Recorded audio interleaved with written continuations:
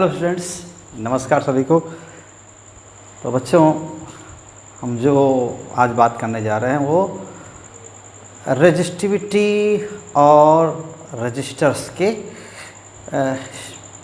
उसकी मैन्युफैक्चरिंग, या ये कहिए कि किस मटेरियल का बना होता है। तो एक तरह से ठीक है। So types of registers you can say. तो हम टाइप्स ऑफ रजिस्टर की बात करेंगे और थोड़ा रेजिस्टिविटी ऑफ मटेरियल्स की बात करेंगे। तो रेजिस्टिविटी हम पहले ही बात कर चुके हैं कि रेजिस्टिविटी क्या, this is characteristic property of materials. So characteristic property means different materials have different electrical resistivity, and this is temperature dependent also. So temperature affects the resistivity of materials, but actually at same temperature different materials have different resistivity. So resistivity is very small in case of metals में भी different resistivity के metals हैं. So resistivity, so lower resistivity, okay, lower resistivity किस में पाया जाता है? It is seen generally in case of metals, and this is approximately of the order of 10⁻⁸ ohm meter. And silver among all metals, silver has you can say pure silver has resistivity 1.6 into 10⁻⁻. okay, so silver lowest resistivity, it is possessed by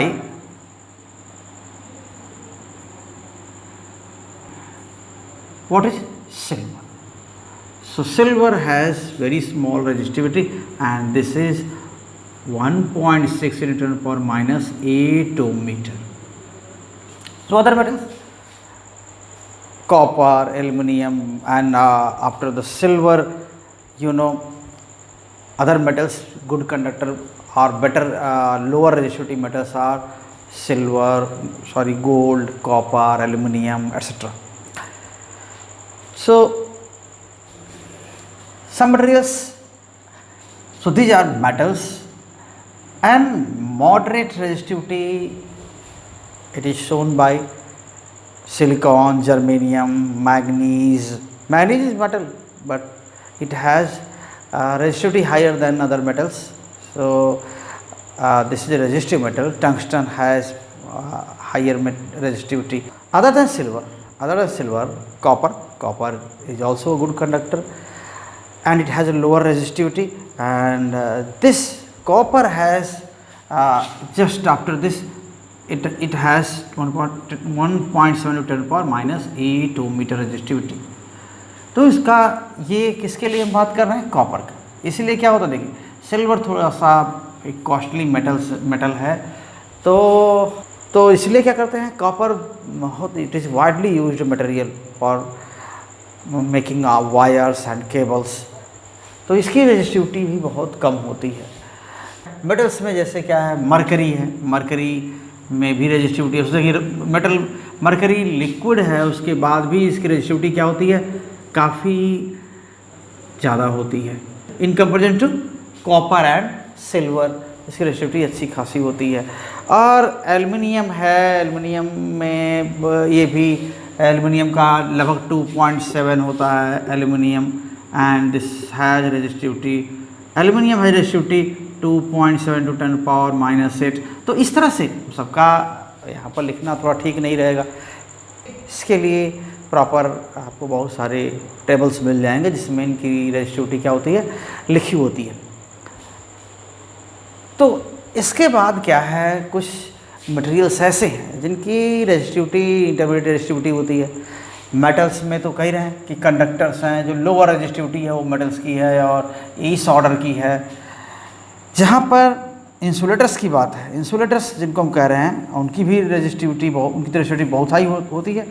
अगर देखें तो fused silica और fused quartz, तो fuse quartz उसकी resistivity क्या होती है, 10⁻+16 ओम metre. ठीक है. वाटर जैसा मटेरियल, उसकी रेजिस्टिविटी, जिसको आप जनरली हम बोल देते हैं कि ये कुछ ना कुछ कंडक्टिंग है, है ना, ऐसे अपने आप में प्योर वाटर कंडक्टिंग नहीं है, it poses very high resistivity.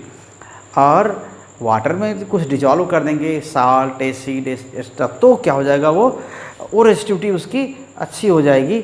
लेकिन ऐसे क्या है, अरे थोड़ी कुछ मिला देंगे तो रेजिस्टिविटी क्या हो जाएगी, लो हो जाएगी।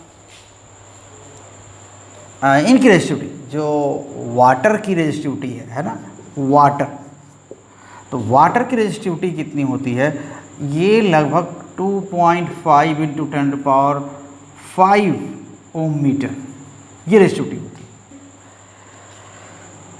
और वहीं देखिए क्या हुआ, NaCl, ये क्या है, सोडियम क्लोराइड, जो साल्ट है, जो कॉमन साल्ट बोलते हैं।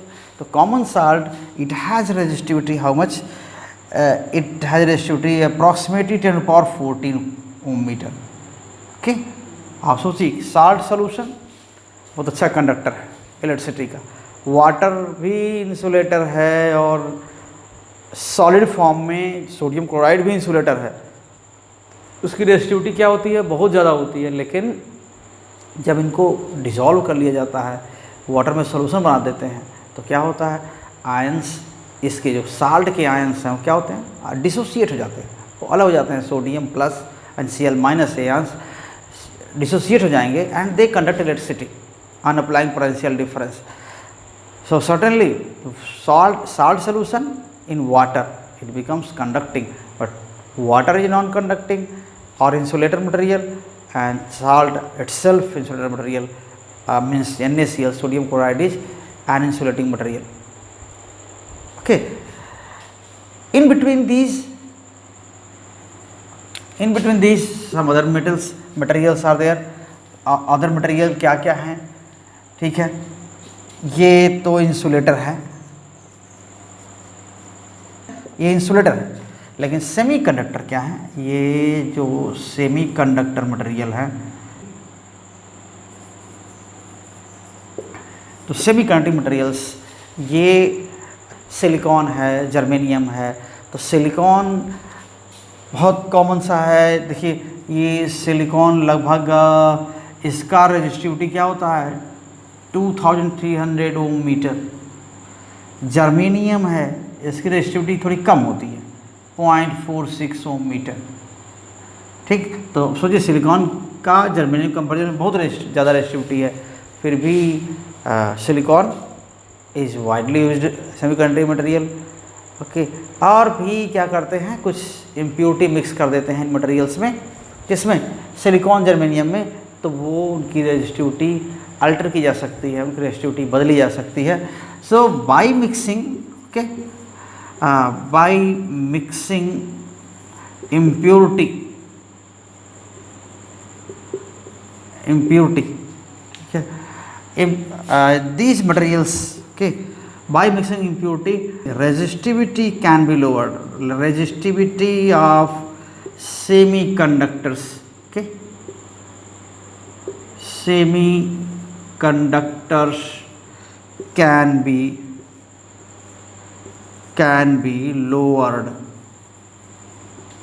ये रेजिस्टिविटी और भी हैं, बहुत सारे एलॉय हैं, वो भी सेमीकंडक्टिंग मटेरियल है, गैलियम आर्सेनाइड है, ओके, कैडमियम टेलोराइड है, और बहुत सारे एंटीमनी के, आर्सेनिक के, बहुत सारे इंडियम के, गैलियम के, ये सब बहुत सारे एलॉय हैं जहाँ पर वो सेमीकंडक्टिंग बिहेवियर वो शो करते हैं। कुछ ये देखिए ना, यहाँ पर क्या है, ये हालांकि ये तो बहुत ज़्यादा रेजिस्टिविटी हो गई, ग्रेफाइट, अगर ये क्या होता है, ये resistivity near about 10⁻⁴ ohm meter के ऑर्डर की होती है। और वही मैंगनीज हो गया, मैंगनीज की रेजिस्टिविटी क्या होती है, थोड़ा 100। बहुत सारे एलॉय हैं, एलॉय मेटल के एलॉय हैं, कंडक्टिंग एलॉय हैं, आप कांस्टेंटन है, मैंगनीन है, नाइक्रोम है, इवन टंगस्टन है। तो टंगस्टन एलॉय नहीं है, टंगस्टन तो खुद मेटल है।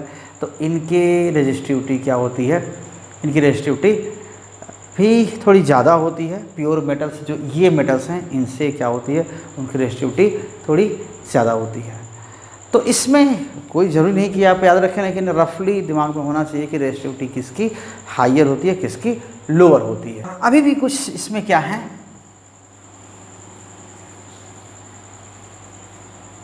कंडक्टिंग मटेरियल में जो जिनकी रेजिस्टिविटी हम देखना चाह रहे हैं, वो रेजिस्टिविटी क्या है। जैसे आयरन है, बहुत सारा आयरन यूज़ होता है ना, आयरन बहुत ज़्यादा यूज़ होता है कॉमन अप्लायंसेस में, लेकिन वो कनेक्टिंग वायर की तरह यूज़ नहीं होता, या डायरेक्ट आप फिलामेंट वगैरह नहीं बनाते हैं।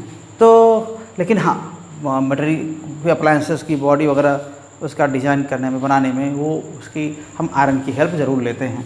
फिर भी ये है ऐसी बात नहीं कि एकदम पुअर कंडक्टर है, ठीक है। ये यहाँ पर लगभग 10 × 10⁻⁻8 ओम मीटर क्या होती है, इनकी रेजिस्टिविटी होती है। तो ऐसे mercury has 98 × 10⁻⁻8 ohm meter. Nichrome है, नाइक्रोम तो एलॉय है, ये एलॉय है। मैंगनीन है, मैंगनीन। टंगस्टन की बात कर रहे थे, टंगस्टन ये हो गया। तो टंगस्टन भी इसी के आसपास आयरन से, लेकिन थोड़ा अच्छा कंडक्टर होता है, ये भी है। टंगस्टन भले उसकी मेल्टिंग पॉइंट इतनी ज़्यादा होती है कि बहुत गर्म होने पर भी क्या होता है, वो मेल्ट नहीं होता है। और उसकी रेजिस्टिविटी क्या होती है टंगस्टन में।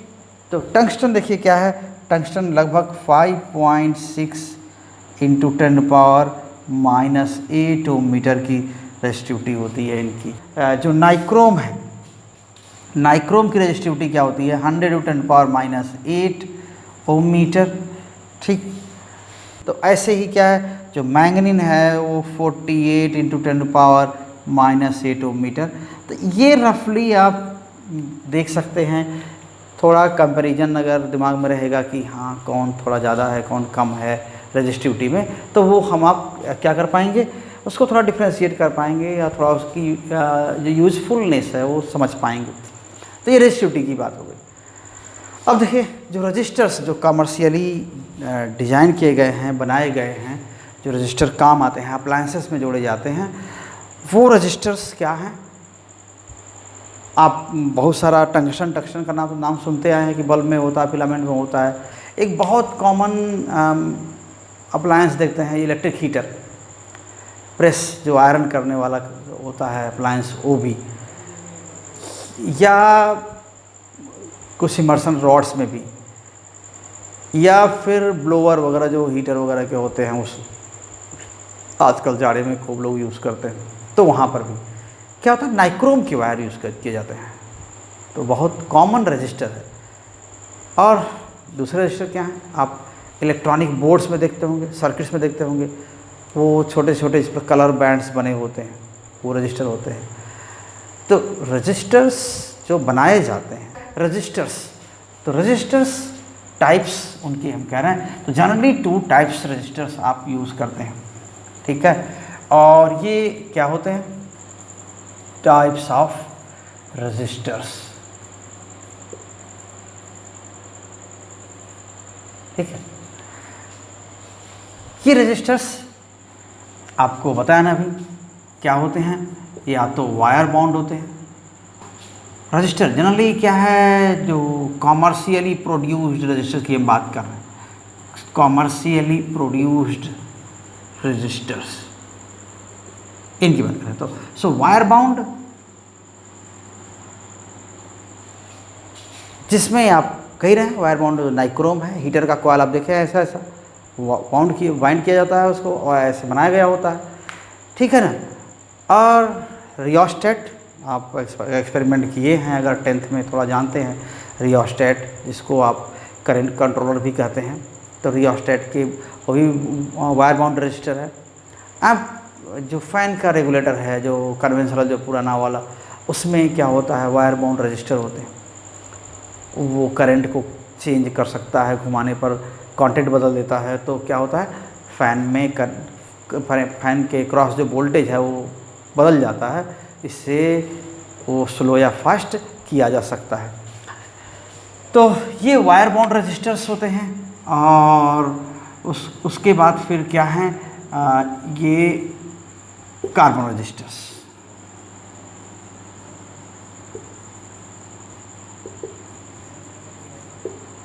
तो एक कार्बन रजिस्टर, तो इसमें क्या होता है, वायर बाउंड रजिस्टर में किस किस तरह के मटेरियल्स का वायर होता है बताया अभी, और किस रूप में लिया जाता है वो देखिए। तो एक तो जो हम बात कर रहे थे कि नाइक्रोम है ना, नाइक्रोम वायर, नाम से ही क्लियर है, निकेल और क्रोमियम, थोड़ा सा आयरन भी होता है, तो निकेल और क्रोमियम और थोड़ा मोड़ा आयरन। तो ये जो एलॉय किसका है, alloy of nickel, chromium and iron. कोई ज़रूरी नहीं है, कभी कभी जैसी ज़रूरत हो, जैसा जैसा इसका एप्लीकेशन हो उस पर डिपेंड करता है कि ये आयरन मिलाते हैं कि नहीं मिलाते हैं। तो nickel, alloy of nickel, chromium and iron.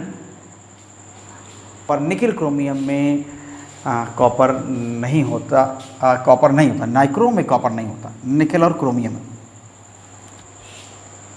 Iron का है ना कि आयरन तो कभी कभी मिला लेते हैं, ज़रूरत जैसी होती है, 1-2% मिलाते हैं। लेकिन निकेल क्या होता है, 80% लगभग निकेल होता है।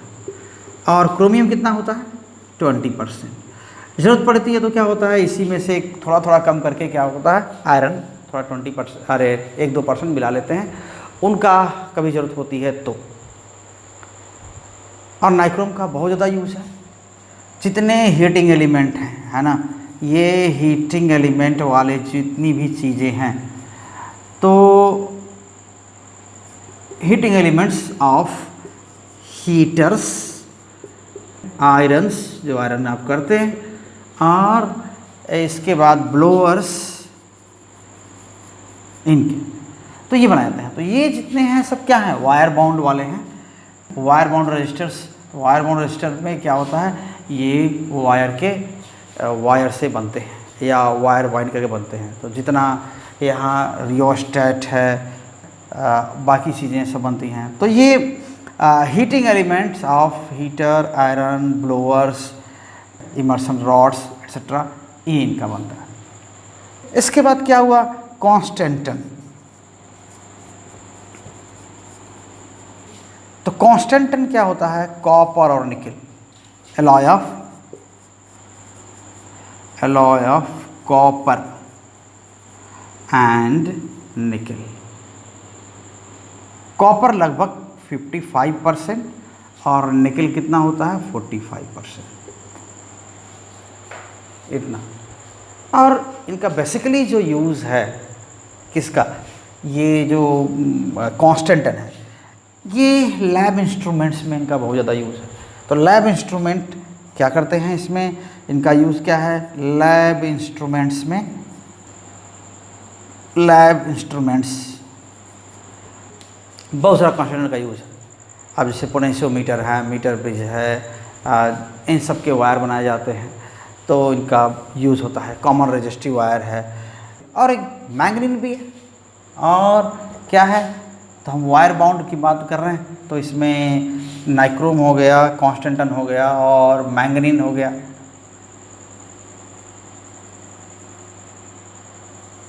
ये एलॉय किसका होता है, एलॉय होता है, ये एलॉय ऑफ कॉपर, मैंगनीज, और किसका होता है, और निकेल का।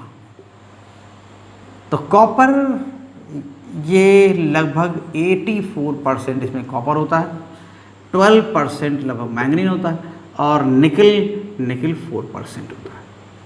तो ये मैंगनीन का होता है। यहाँ भी जो एक्सपेरिमेंटल इंस्ट्रूमेंट्स हैं उनका वायर बनाने में काम आता है, रियोस्टेट वगैरह बनाने में काम आता है। तो ये मैंगनीन देखिए क्या हो जाएगा, बहुत यूज़फुल है ना। सो useful in making what, lab instruments, okay, lab instruments।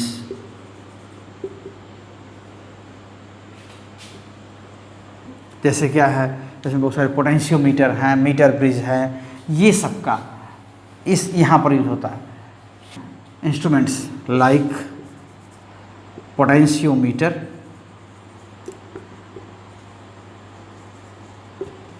Metre bridge and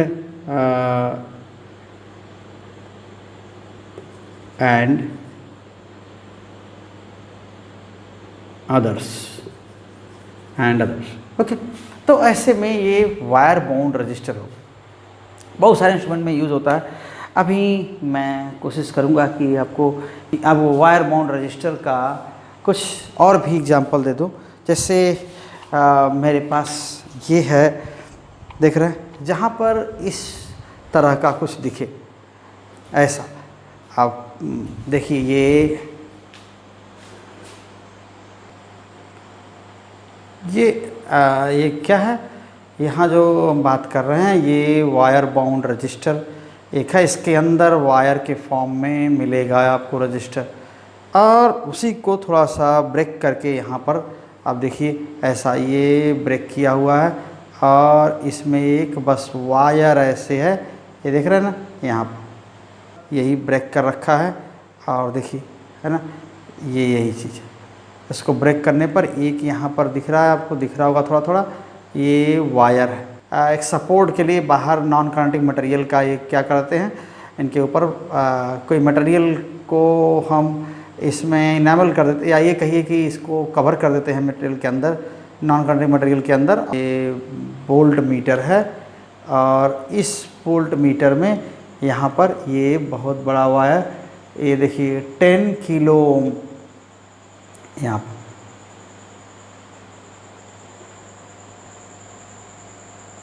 नहीं फोकस हो पा रहा है इस पर, लेकिन हाँ ये है। आप इसको अगर पढ़ पाते तो ठीक रहता, लेकिन ठीक है कोई बात नहीं। यहाँ पर ये इतने का ये मटेरियल है। तो ये वायर बाउंड हैं, और वायर बाउंड रजिस्टर्स सीधे ओपन वायर के फॉर्म में भी होते हैं। जैसे हमने कहा कि लैब इंस्ट्रूमेंट्स में ये सब बहुत सारे यूज़ होते हैं।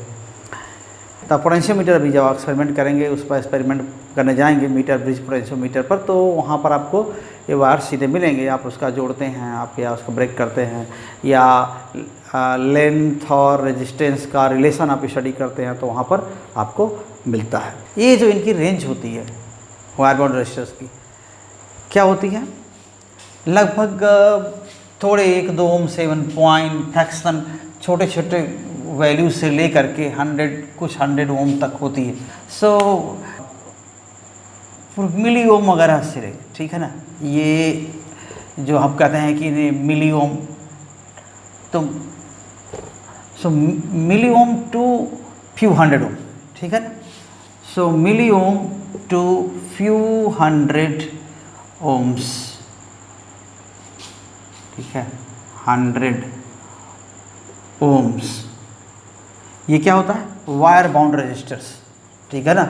तो वायर बाउंड रजिस्टर्स की रेजिस्टेंस वैल्यू लगभग ये होती है मिली ओम, कुछ मिली ओम से लेकर के यहाँ तक। तो इनका इससे बड़े रजिस्टर जब यूज़ करना है तो क्या करेंगे, दूसरे रजिस्टर होते हैं, वो कॉमन रजिस्टर होते हैं। अभी वायर बाउंड में और क्या होता है, क्यों ये नाइक्रोम, कांस्टेंटन और मैग्नीन, नाइक्रोम, कांस्टेंटन और मैग्नीन क्यों इतने यूज़ किए जाते हैं। एक चीज़ होता है, अभी थोड़ा पहले बता रहे थे हम, कि जो रेजिस्टिविटी है, ठीक है ना, रेजिस्टिविटी वो क्या होती है, रेजिस्टिविटी ये टेम्परेचर डिपेंडेंट होती है, टेम्परेचर डिपेंडेंट।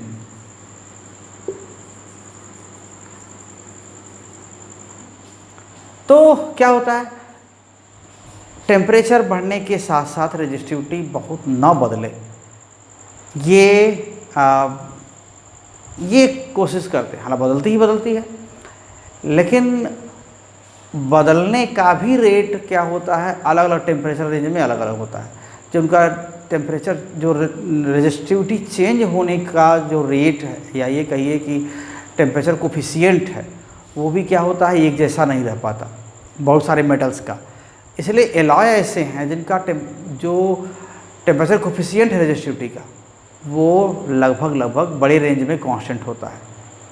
तो इसलिए उनको बहुत सारे इंस्ट्रूमेंट में जो एक्सपेरिमेंटल इंस्ट्रूमेंट है उनमें यूज़ किया जाता है स्टडी के लिए। तो जो एलॉय है, ठीक है, सो एलॉयज लाइक वो what, alloys like constantan, okay, and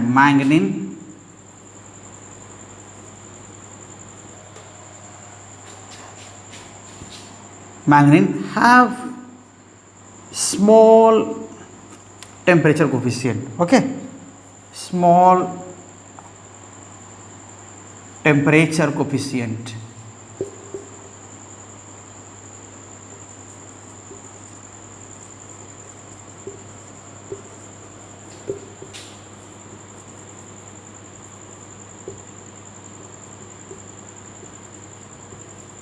Temperature coefficient of resistivity, okay.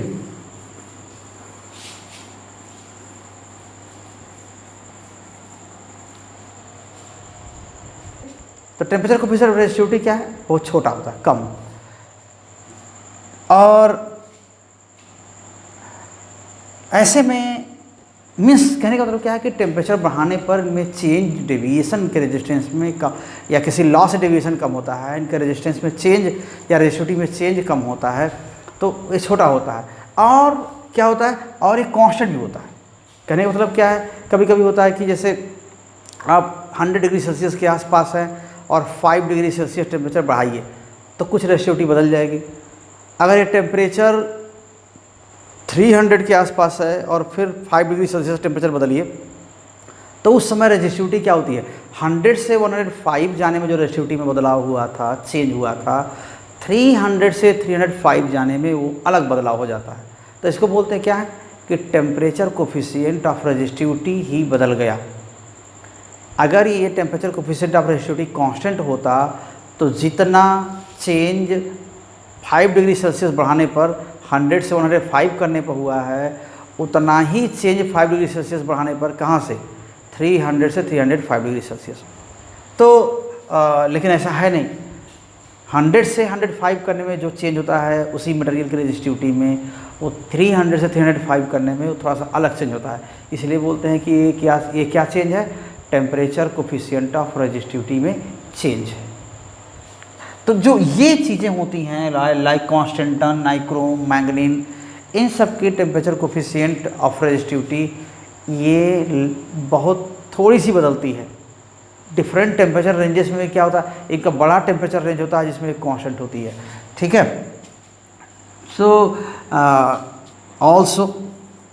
Also temperature coefficient of resistivity is constant over a long range of temperature, a long range of temperature। इसलिए इनका use होता है, इसीलिए इनका क्या होता है, जानबूझ के इंस्ट्रूमेंट्स में यूज होता है। सो these materials are widely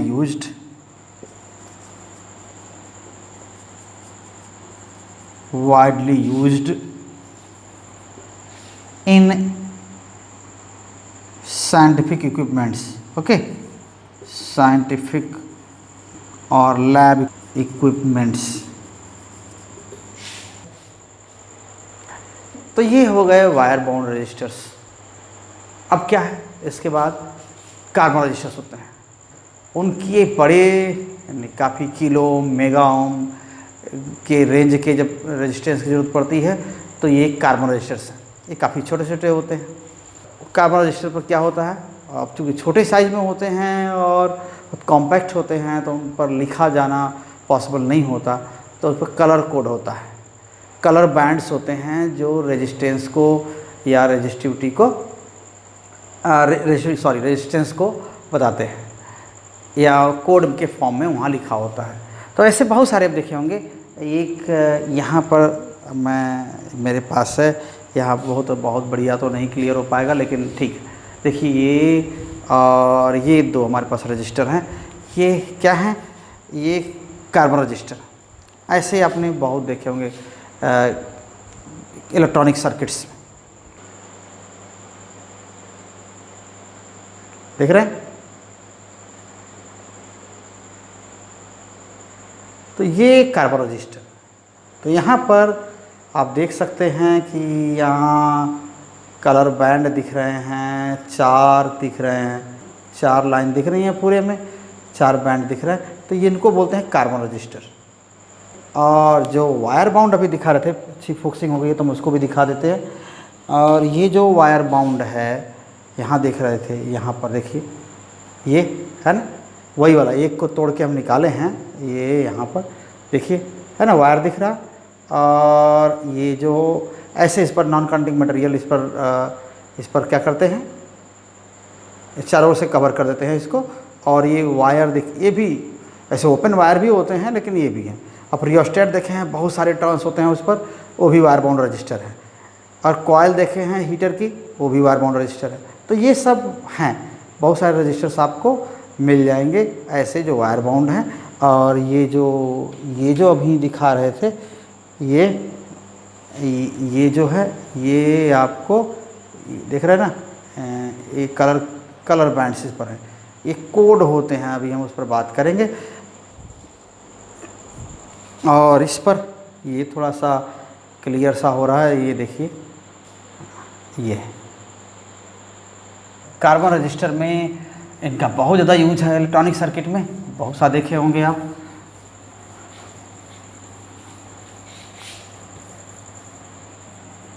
carbon registers.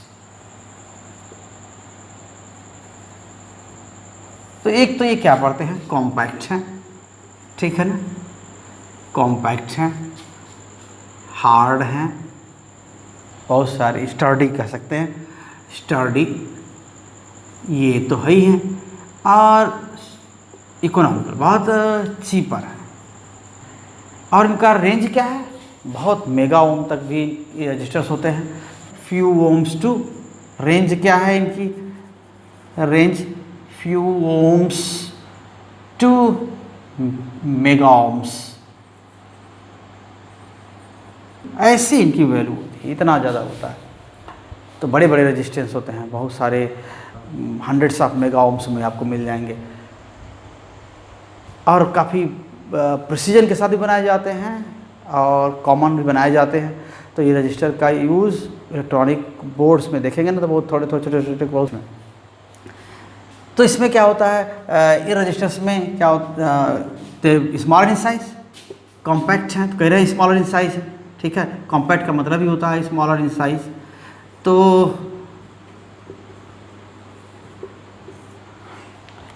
ठीक, तो ऐसे में क्या होता है, इस पर क्या पहचानने के लिए इनके जो रजिस्टेंसेस हैं, ठीक है, the value of resistance, value of resistance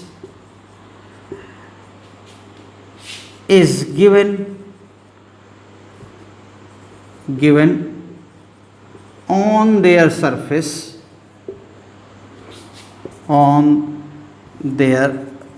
surface, okay, in the form of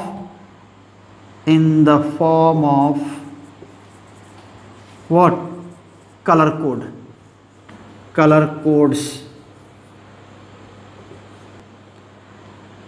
codes, that is color bands, है ना, that is color bands, okay। तो ये कलर बैंड्स क्या होते हैं, 3 हो सकते हैं, 4 हो सकते हैं, 5 हो सकते हैं, उससे ज़्यादा, है ना। तो ये कलर बैंड्स क्या जनरली जो बहुत प्रिसाइज अगर बनाए जाते हैं, जहाँ पर कभी अच्छे प्रेसिजन के साथ बनाए जाते हैं तो 3 ज़्यादा होते हैं, 4 5 6 भी होते हैं। अदरवाइज क्या होते हैं, 4 कलर बैंड, 3 कलर बैंड होते हैं। तो इन जनरल क्या होते हैं, 3 4 5 okay, etc. Number of color bands are given. Color bands are given. तो ये कलर बैंड कितने हैं? तो 4, 5, 5, 6 की संख्या में। हम जो पढ़ेंगे वो 3, 4, 3 वाले हैं, ठीक है ना। हमारे पास हमारे लिए जो है कोर्स में वो कितना है, 4 कलर बैंड वाले हैं या 3 वाले हैं। So we have to study, okay, we have to take registers of 3 or 4, okay, 3 or 4 bands ये लेते हैं। तो यहाँ पर क्या होता है, देखिए अभी आप देख रहे थे यहाँ जो रजिस्टर है वो इस तरह का है ना, इस तरह का है। इसमें क्या होते हैं, कलर बैंड होते हैं। एक यहाँ आप देख लिए, यहाँ पर देख लिए, ये है और एक यहाँ पर है। या कभी कभी क्या होते हैं, 3 ही होते हैं, ये कभी कभी 3 ही होते हैं ऐसे, तो ये भी चलता है।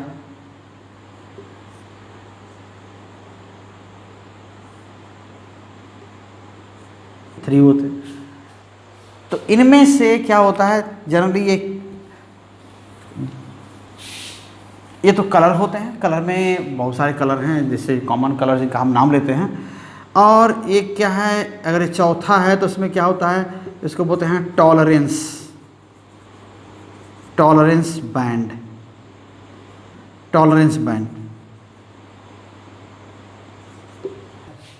तो टॉलरेंस बैंड है, तो टॉलरेंस लेवल इसे कितना, टॉलरेंस मतलब कि कितना जो मार्क्ड वैल्यू है उससे कितना ऊपर या नीचे हो सकता है। और यहाँ पर टॉलरेंस बैंड नहीं है, यहाँ पर एब्सेंट है। तो ये क्या हो सकता है, ये सिल्वर या गोल्डन हो सकता है, सिल्वर या गोल्डन, या एब्सेंट हो सकता है। जो कलर कोड्स इस तरह दिए हुए हैं, कलर कोड कैसे देते हैं, कलर कोड इनके लिए black, brown, red, orange, yellow, है ना। कुछ पर्ची जैसा लग रहा है ये एक सीक्वेंस, ऐसा ही रेड, ऑरेंज, येलो, ग्रीन, ये सब किसे पढ़ते हैं आप, हाँ स्पेक्ट्रम, जो सोलर स्पेक्ट्रम है उसमें देखते हैं तो ये कलर्स आपको दिखते हैं। तो कुछ ऐसा ही लग रहा है यहाँ पर। तो ब्लैक तो नहीं दिखता आपको, ब्राउन नहीं दिखता, लेकिन red, orange, yellow, green, blue, violet, grey, इसके बाद वाइट।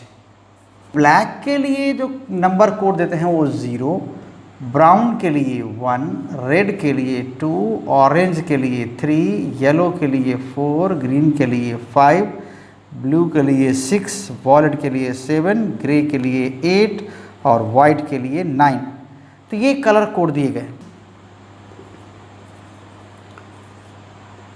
टॉलरेंस में क्या, अगर ये गोल्डन लाइन है, गोल्डन बैंड है, तो गोल्डन बैंड जो 4th बैंड है, तो जो 4th बैंड है, 4th बैंड अगर गोल्डन है, 4th बैंड अगर गोल्डन है तो क्या होगा टॉलरेंस, 5%, यानी 5% जो मार्केट वैल्यू है उससे 5% कम या ज़्यादा हो सकता है।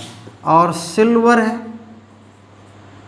तो सिल्वर में अगर है तो अगर ये 4th बैंड अगर सिल्वर है तो 10% का कम या ज़्यादा हो सकता है। और अगर ये नहीं है यानी एब्सेंट है तब 20% का टॉलरेंस होगा, यानी 20% हो सकता है। जैसे यहाँ पर क्या है, एब्सेंट है, तो यहाँ पर टॉलरेंस कितने का होगा, 20% का होगा। ठीक है, तो वैल्यू पढ़ते कैसे हैं, मार्क पढ़ते कैसे। सो यहाँ पर colour code is provided, colour codes are provided to read the value of resistance, वो क्या है देखिए। Okay, so colour codes table, ये जो दिया हुआ है यहाँ पर, colour codes given in the table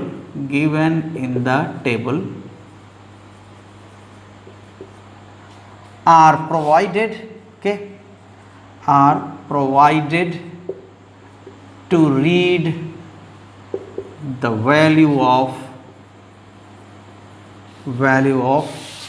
okay, resistance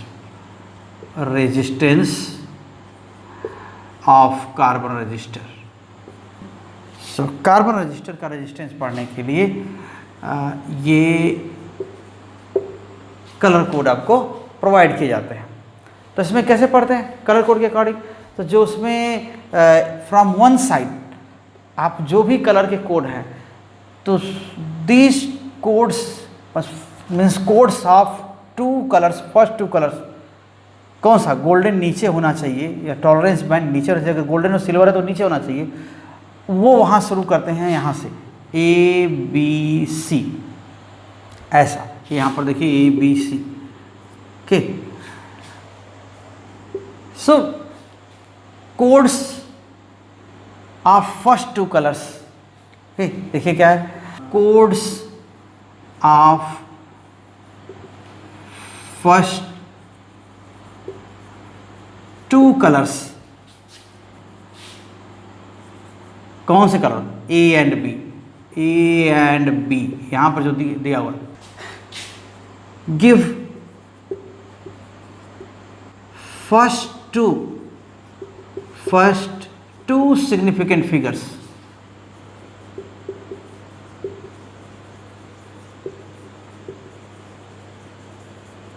तो codes of first two colours A and B give the first two significant figure, okay.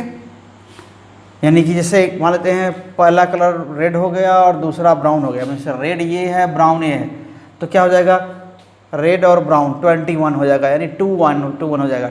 और थर्ड कलर का जो कोड है वो क्या होता है, it gives decimal multiplier,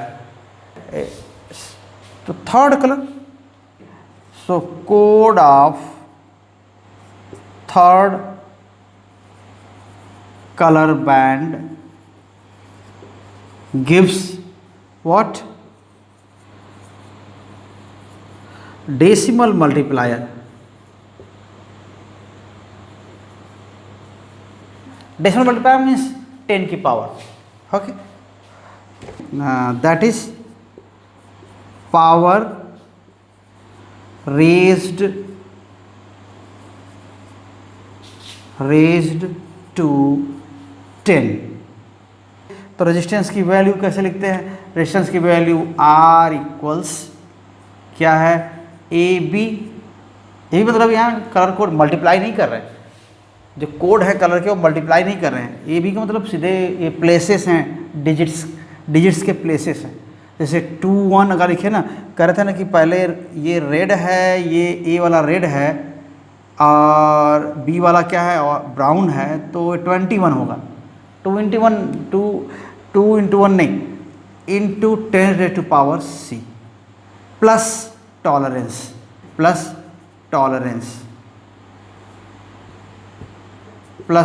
tolerance ऐसा। तो टॉलरेंस इसके बाद होता है, अगर हम मान लेते हैं एक एग्जांपल लें, जैसे अभी हमारे पास जो रजिस्टर था ये हमने ले रखा है, तो आपको तो ये बहुत बढ़िया नहीं दिखेगा, लेकिन मैं अभी कर रहा हूँ, इसमें कैलकुलेट कर रहा हूँ। देखिए इसमें क्या है, जो फर्स्ट कलर है, करें ना, जो गोल्डन है या जो सिल्वर है वो सबसे नीचे है, यानी टॉलरेंस बैंड क्या है, नीचे है, ये सबसे नीचे है, तो यहाँ इसमें गोल्डन है, तो गोल्डन बैंड है सबसे नीचे रहेगा। तो ऊपर से जब आएंगे तो इसकी रेजिस्टेंस की वैल्यू क्या होगी, अब याद रखिए, ये वाली चीज़ याद रखिए, इसको हम भी इरेज करते हैं।